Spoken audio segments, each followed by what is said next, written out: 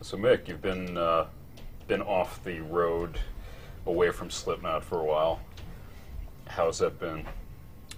Fattening. I enjoy sleeping and eating and relaxing, and yeah, it takes its toll.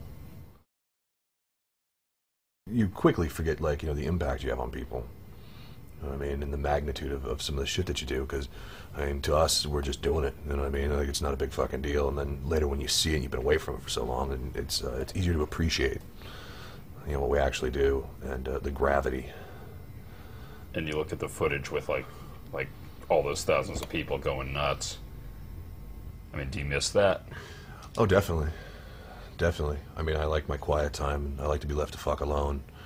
But, my God, it's fun to be able to do that too. You know what I mean? It's like, it's two radically different lives. And that's what's cool, is like I can go away from all the noise and the bullshit and people and whatever, and just go kind of hibernate for a while, and then I can go right back to it. So it's rather convenient for me, actually. Really? I fucking love it. What's like the mental and physical effects of being in Slipknot for 10 years? Well, it's been it's always changing, because we're always changing, It takes a physical toll, that's for sure. All my life, I could never crack my neck. Now I just turn my head a little bit and it's fucking going. You wake up stiff and sore. I've blown my back out before. Pinched sciatic nerve. We were on tour, so for a few months I could barely walk. I will not be defeated. You know what I mean? I don't give a fuck if it hurts. I'm going to go out there and in fact, when things start to hurt, I just do it more.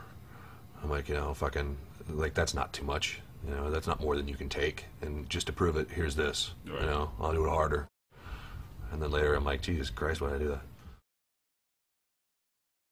There's always been a lot of anger and rage and hatred in Slipknot's music. How much of that comes from you?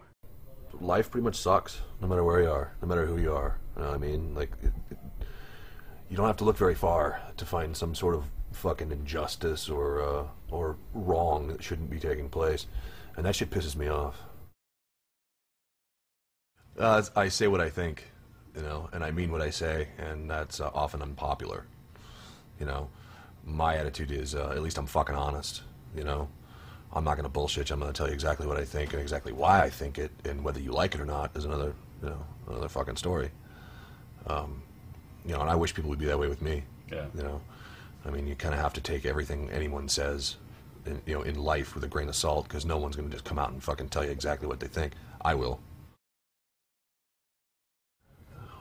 Many of us have fairly strong personalities, and when you mix some ego and some strong personality and also, I mean, when you're put into a situation where you got to be around the same people all the fucking time, you're gonna end up, getting sick of each other. You're gonna have little idiosyncrasies that start fucking grating on your nerves. Right. Where something with casual fucking, contact, no big deal. But when you're forced to live on a fucking metal tube with someone for months on end, that fucking little thing where they pick their nose and flick it out on the fucking bus floor, out of their bunk, will start to piss you off after a while.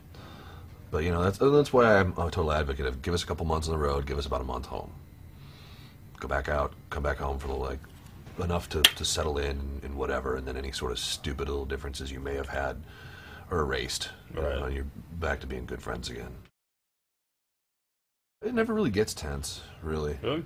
No, No, I mean, I don't really even yell much.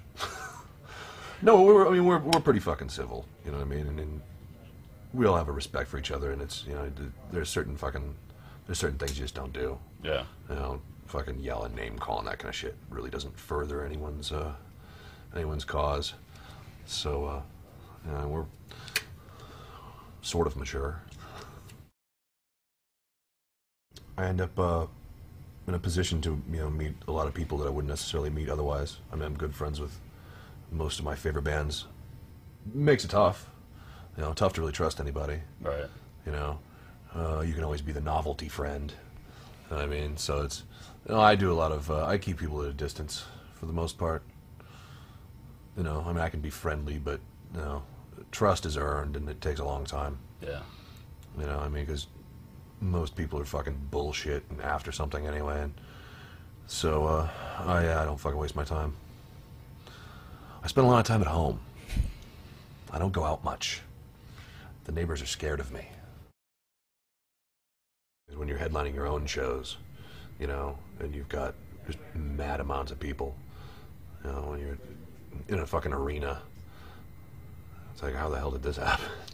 That's a lot of motherfuckers. Like, I'm too inconvenienced to even go bother with parking at a show that size. Like, 15,000 people? That's a traffic jam. I'm going to stay home and masturbate.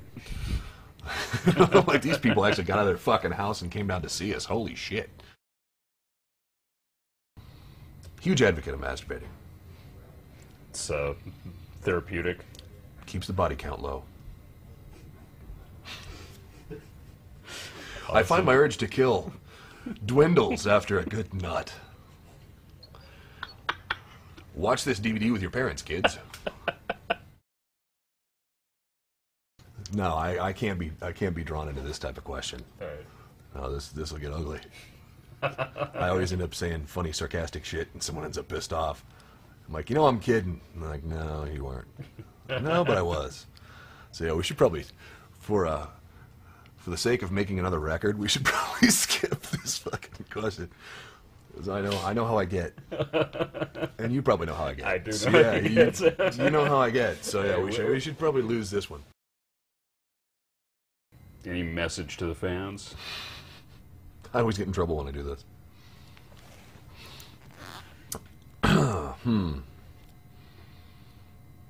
No.